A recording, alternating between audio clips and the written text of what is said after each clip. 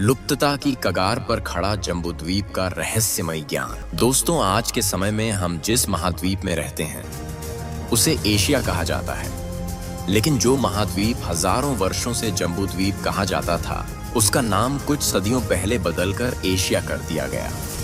और हम जिस देश में रहते हैं उस देश का नाम भारतवर्ष से इंडिया कर दिया गया है। यानी जैसे आपकी दादी ने आपके नाम को बदलकर आर्यन से माइकल कर दिया हो।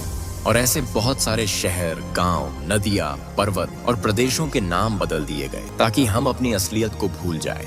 आज कोई नहीं बता सकता कि भारतीयों के लिए जो महत्वपूर्ण मेरू पर्वत था वह आज कहाँ है। और इसी तरह महेंद्र, मलय, श्रृंगी, श्वेत और गंधमादन जैसे पर्वत हम भारतीयों की मेमोरी में से डिलीट हो चुके हैं। आपको यह नहीं बताया जाएगा कि पूरे एशिया में आपके किन पूर्वजों का शासन था और पूरे एशिया में किस सनातनी भगवान की पूजा की जाती थी। आपको यह भी नहीं बताया जाएगा कि भारतवर्ष में आर्यों के साथ कौन सी अन्य जातियां रहा करती थीं। अरे, आपसे यह भी छुपाया जाएगा कि जम्बूद्वीप का नाम कैसे पड़ा और क्यों पड़ा। तो इससे पहले कि हम यह भी भूल जाएं कि हम सनातन धर्मी थे, आइए हम अपनी मेमोरी को रिस्टोर करने का प्रयास करें। दोस्तों, जम्बूद्वीप का नाम कैसे पड़ा? इस प्रश्न के उत्तर में बताया जाता है कि जम्बूद्वीप का नाम, इस महाद्वीप में जामुन के पेड़ अधिक थे, इसलिए इस द्वीप का नाम जम्बूद्वीप पड़ा। लेकिन यह बात सत्य नहीं है, क्योंकि जम्बूद्वीप में यानी कि एशिया में सबसे अधिक बांस, सागवान, नीम, पीपल, बरगद और आम के वृक्ष पाए जाते हैं। जामुन के पेड़ का नंबर इसमें कहीं भी नहीं आता है। तो यह बात बिल्कुल भी नहीं मानी जा सकती कि जम्बूद्वीप का नाम जामुन के पेड़ों की अधिकता के कारण पड़ा होगा। फिर यह बात कहां से आई कि जम्बूद्वीप का नाम जामुन के पेड़ के ऊपर से पड़ा है? तो यह बात महाभारत के भीष्म पर्व के अध्याय 7 में से ली गई है, जिसमें संजय धृतराष्ट्र को बताते हुए कहते हैं कि नीलगिरी पर्वत के दक्षिण और निषद्ध पर्वत के उत्तर सुदर्शन नामक एक विशाल जामुन का वृक्ष है। उसी के नाम पर यह सनातन प्रदेश जम्बूद्वीप के नाम से विख्यात है। हे भरत श्रेष्ठ, उस वृक्षराज की ऊंचाई 1100 योजन है।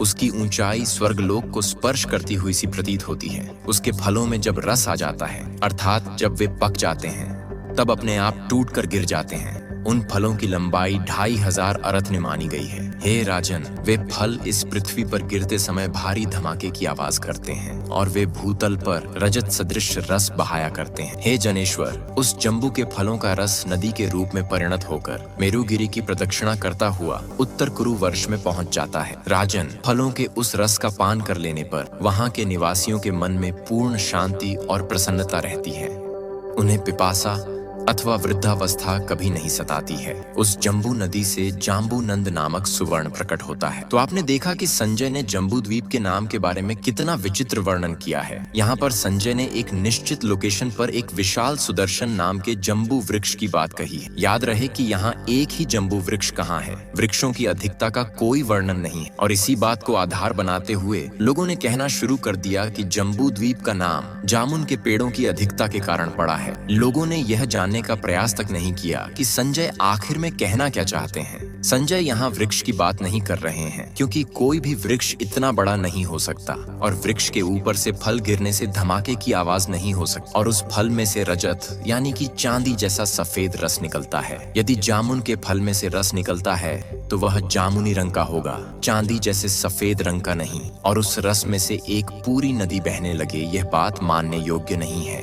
फिर यह नदी मेरू पर्वत की प्रदक्षिणा करती हुई उत्तर कुरु प्रदेश में प्रवेश करती है, जहां उस नदी में से जाम्बू नंद नाम का सोना प्रकट होता है। भला जामुन के रस की नदी में से सोना कैसे प्रकट हो सकता है? तो यहाँ पर संजय हमें कुछ और ही बात बताना चाहते हैं, और इस बात को जानने के लिए हमें नीलगिरी पर्वत और निषद्ध पर्वत की लोकेशन को पता करना होगा। और इन पर्वतों का लोकेशन आपको गूगल मैप में नहीं मिलेगा। तो हम कैसे इन पर्वतों का लोकेशन पता करें? तो यहाँ आगे बताया गया है कि यह नदी मेरू पर्वत की प्रदक्षिणा करती है। तो सबसे पहले हम मेरू पर्वत के लोकेशन को जानने का प्रयास करते हैं। तो मेरू का संस्कृत में अर्थ होता है उच्च या उन्नत। मेरू का अंग्रेजी में अर्थ होता है माउंटेन पीक, यानी कि पर्वत शिखर। मेरू शब्द के अन्य अर्थ भी है, जिसमें मेरू का अर्थ होता है उच्चतम बिंदु, एक मंदिर का ऊंचा शिखर, तथा हम जिस जपमाला से जप करते हैं उसके सभी मनकों में सबसे बड़ा मन का।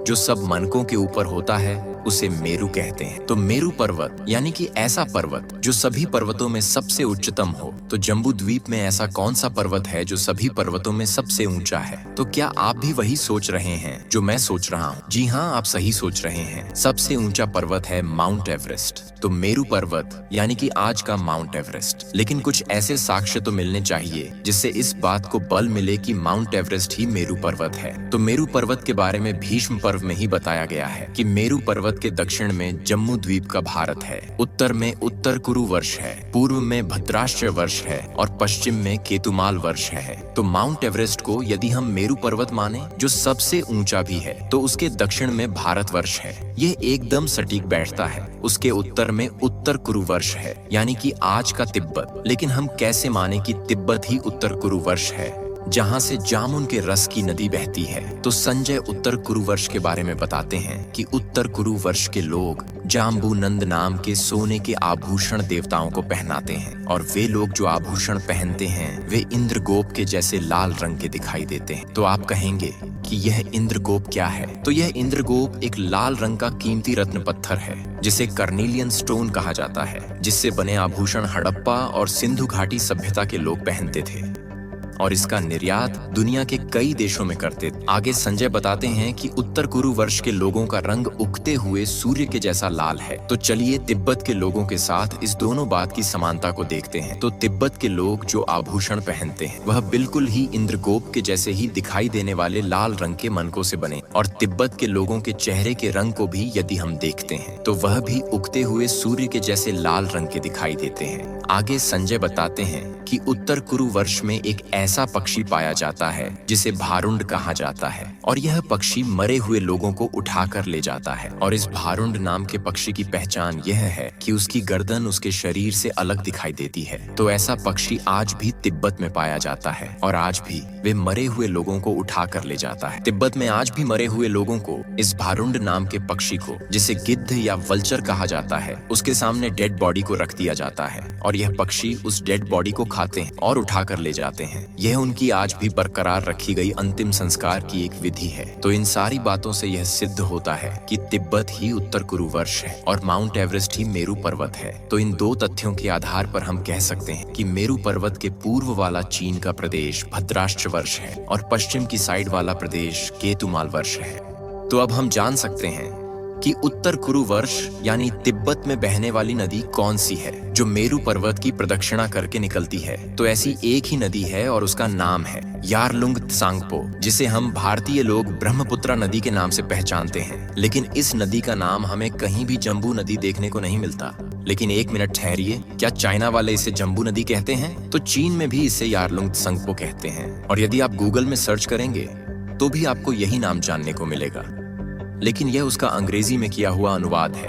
असली चाइनीज भाषा में इसे यारलुंग जंगबो नदी कहते हैं। चाइनीज भाषा में जंगबो का अर्थ नदी होता है और यारलुंग जंगबो का अर्थ है पहाड़ों से नीचे की ओर बहता हुआ सफेद बर्फ का पानी। तो अब हम फिर से संजय की कही हुई बात पर आते हैं। तो यदि ब्रह्मपुत्र ही जम्बू नदी है तो इस नदी को जन्म देने वाला सुदर्शन नाम के जम्बू वृक्ष का मतलब नदी को जन्म देने वाला ग्लेशियर हो सकता है, क्योंकि ग्लेशियर में जब एवलांच आता है या भूस्खलन होता है तब भारी धमाके की आवाज होती है और उसमें से बर्फ का सफेद प्रवाह बहने लगता है। उसे ही संजय ने चांदी जैसा सफेद रस बहने लगता है ऐसा कहा है और उसी बर्फ के सफेद रस में से नदी जन्म लेती है। लेकिन संजय ने तो कहा है कि नदी में से सोना भी उत्पन्न होता है। तो भूस्खलन में मिट्टी के साथ बहुत सारी कीमती धातुएं भी पर्वत के ऊपर से बहकर नदी में चली जाती है और उसमें सोना भी होता है। और भारत में कुछ ऐसी नदियां हैं जिनकी मिट्टी में से सोना पाया जाता है और ब्रह्मपुत्र यानी कि जम्बू नदी भी उनमें से एक है, क्योंकि तिब्बत का एरिया गोल्ड रिच एरिया है और चीन इस प्रदेश में से गोल्ड माइनिंग करना चाहता है, जिसका तिब्बत के लोग विरोध करते हैं और यह सोना नदी में से उत्पन्न होता है, इसीलिए उसे जम्बूनंद कहते हैं। जम्बू यानी नदी और नदी में से उत्पन्न हुआ सोना यानी जम्बूनंद सोना। तो अब हमें यह पता चलता है कि जम्बू द्वीप का नाम जम्बू नदी यानी ब्रह्मपुत्र के ऊपर से पड़ा है और जम्बू का अर्थ नदी भी होता है। यानी कि जम्बू द्वीप यानी कि ऐसा द्वीप जहां नदियां सबसे अधिक मात्रा में पाई जाती हो। तो यह बात भी सही साबित होती है कि दुनिया में यदि सबसे अधिक नदियों वाला महाद्वीप है तो वह है एशिया यानी कि जम्बू द्वीप। तो जम्बू द्वीप का नाम जामुन वृक्षों की अधिकता के कारण नहीं, लेकिन जम्बू यानी कि नदियों की अधिकता के कारण पड़ा है।